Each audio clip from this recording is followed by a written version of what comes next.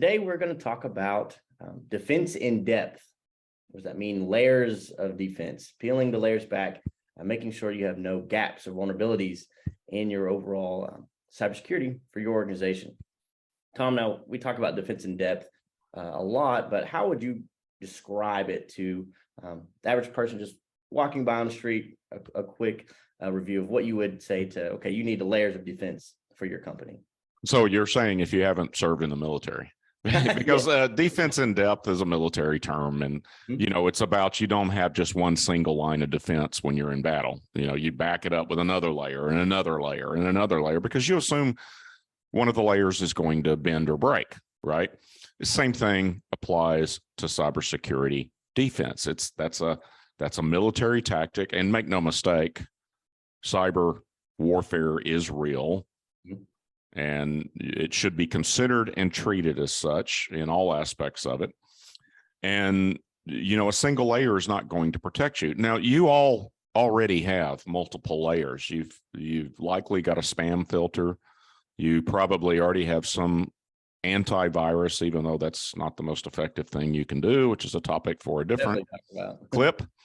And, a firewall. Whether it's in your home or your office, there's a firewall there of some sort, and other strategies and everything to shrink that attack surface down.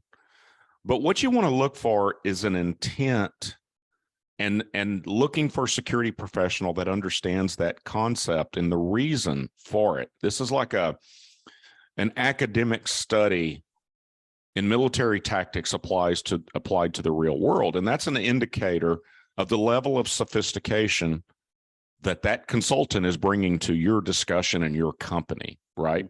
It's like knowing what the best EDRs in the world are, and that's all different topic we've already talked about.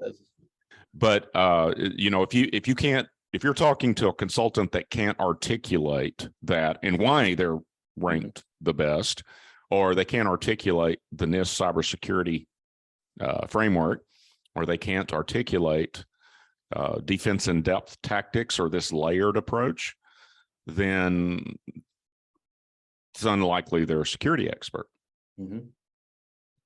So to a layperson, imagine an onion, and at the core of the onion is everything that you're trying to protect.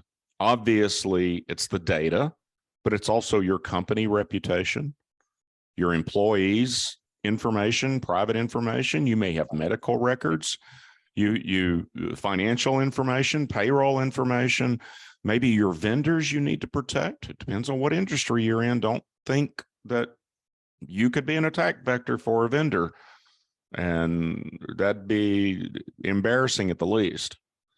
But it's all the stakeholders at the core of that onion. All the data and all the stakeholders are at the core of that onion. And then you just wrap a layer, and then another layer, and then another layer. And you can never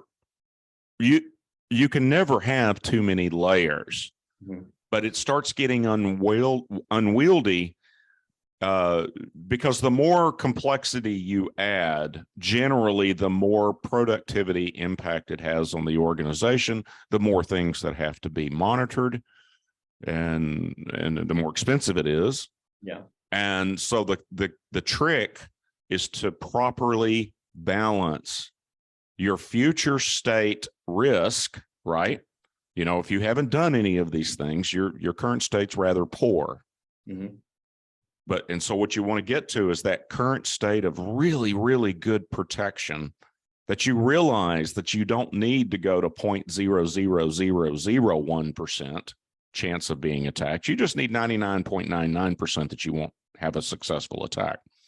And so the secret is balancing all of those layers with the things that you only really need to get to that 99.99. And for different companies, even in different industries, take the law profession.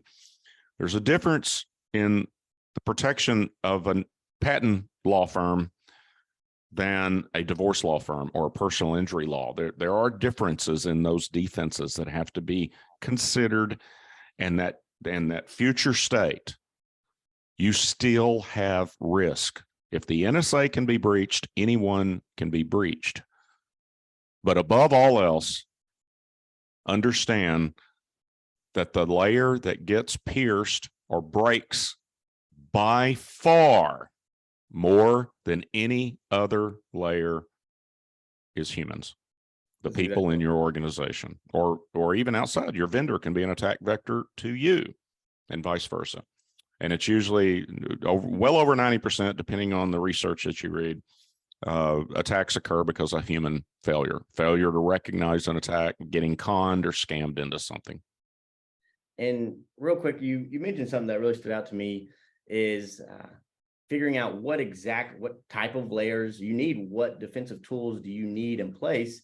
And you mentioned, well, first figure out what vulnerabilities you have. And one thing that we recommend to understand, okay, where do I start? Because you can throw as many defense tools at your business that you want, but of course, price comes into play and productivity comes into play. But the most efficient way that we would recommend understanding what defense in depth, what defense layers you need in place is have an assessment, a gap analysis, figure out what you have in place now, where you're vulnerable, and then start filling those gaps and creating those layers around your company more efficiently and really effectively than just going out on a whim and throwing out whatever an antivirus. Oh man, that brings up a great topic, Devin.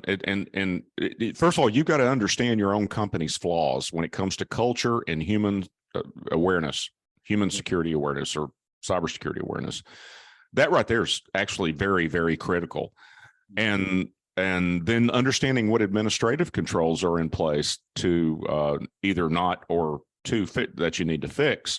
So you know it's not about the technical controls, right? Not so much. People have a tendency, well, they're just going to come in and do blah, blah, blah, and that's it. No, everything that we do will fail if you don't put the right culture in place and make security job one. It's not that you got to be paranoid, but everybody has to be cognizant and treat it seriously that it can happen to anyone. That's exactly right. And that's the layer. Actually, that's the layer. That layer is one of the main reasons why we have to put all these other layers there. Yes. So, but no, that is a great piece today. We're going to talk about more things like this in future episodes, but make sure to tune back in and listen and hopefully get some good ideas of best practices regarding cybersecurity from Kirk and Meyer Tech. But we had a good time talking to you all today, and we look forward to talking to you next time.